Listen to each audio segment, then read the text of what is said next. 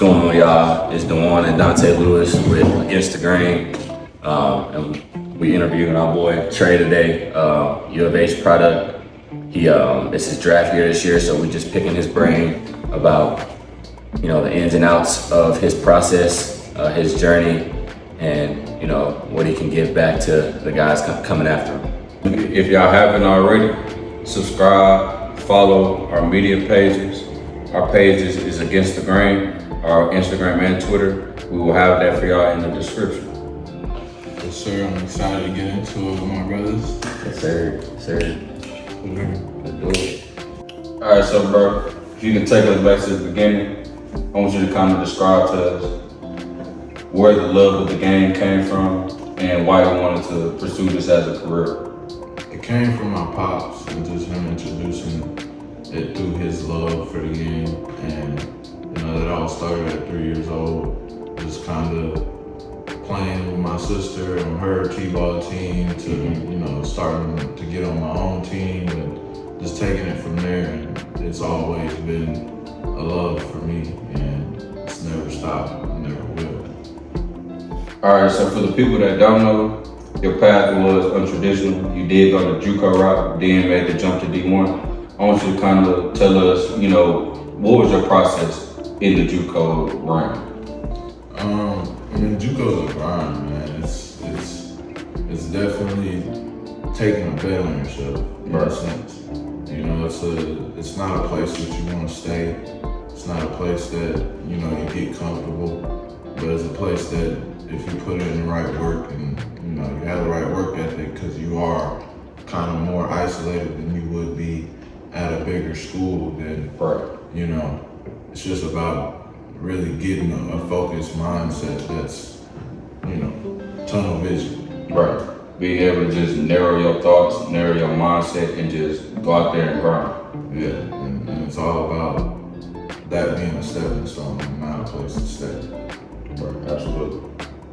Would you say you see a lot of guys in JUCO get comfortable and, you know, think they have enough talent but not the right work ethic and get too comfortable? Yeah, I mean, sure, I can't speak to specific people and all that type of stuff, but yeah, I mean, you see people having too much fun or, you know, or don't put in as much work because you are held accountable for the work you do alone, right? Because nobody's checking on you to do what you need to do to get where you want to go in JUCO. Right. It's after practice is done, you're released, and you know, if you want to get more work in, you get more work in. And if you don't, then that's on you. Nobody's gonna micromanage. Yeah. You don't have parents over there. Like it's your business. Yeah. Every decision is in your hands. You gotta have your priorities in order. Is what I'm hearing. Right. It's a lot of growing up. You know. Yeah. Absolutely. So, okay, bro. So, talk about the transfer from the JUCO level to Houston, the Division I level, and some of the adjustments you have to make to prove that you belong on that level. I mean, there's definitely differences in terms of competition and how consistent that competition is, and you know, it's just about more so learning the game within the game and being more savvy in a sense, and you know, you really have to be more calculated with how you approach the game or how you anticipate what's coming. Absolutely. And it's just like even how you communicate, and you know, guys start to have scouting reports on you, know your tendencies, and it wasn't much of that in JUCO. So, you know, you have to adjust to that and know where they think your weakness is and how you're gonna approach that day with that pitcher. Yeah. And it's just more technical, I'd say, and more. So kind of what I'm hearing, not to cut you off, so basically what I'm hearing is you have to become, you know, more of a student of the game. Right. The higher you go, it doesn't get easier. So you have to, you know, like you said, learn the game within the game to help push you that extra mile to continue to build on your growth. Exactly. Keep leveling up. It's a lot more study and a lot more, you know, anticipation on how they're going to approach you through that game. And Scout reports and all that. yeah. Okay, bro. So we all know athletes go through adversity. Talk about a time where in your journey you went through adversity and the mindset that carried you through that tough time. Well, I mean, the game's built on adversity, right? And it's a lot of failure involved. And, you know, you can't let that deter you away from, you know, the mindset and the abilities that got you where you are, right?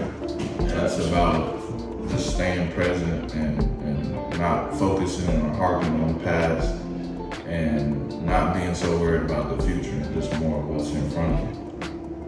All right, so bro, I know that you are kind of on your journey and you're really starting to enter that part of your journey where it's getting very, very serious for your career. So I want you to kind of just take us through some of the things you're going through right now. Like, what emotions are you feeling? You know, I know you're training and things like that. What is your body going through? What is your health going through? Just take us through some of those things that you're going through right now. Definitely grateful for the position I'm in. I don't, you know, take that lightly.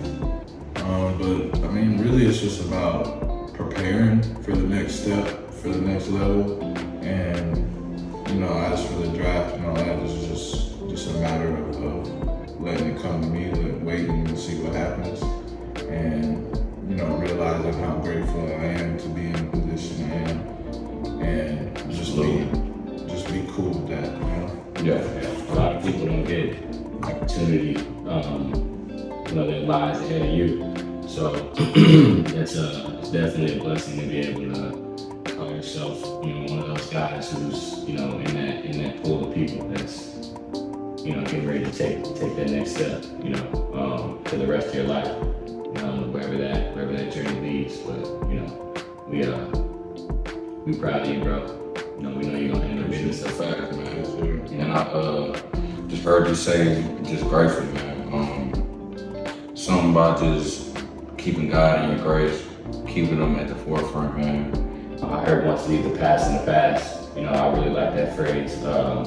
Just kind of taking it for what it is, and letting that build you into, you know, the next stages, which are playing. Exactly. It's just stacking up preparation, and you know, once you're in the game, you let all that go and trust in your abilities, and you know, just keep working and figuring out what the best process is for you to do so, right, to succeed. Right.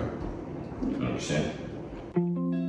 I want to thank y'all for listening in with us. We want to congratulate our boy, man. Doing big things coming up for him. And congratulate him. Be blessed. And appreciate y'all for watching Against the Grain. Thank you. Don't forget to like up this video and go follow us on our socials.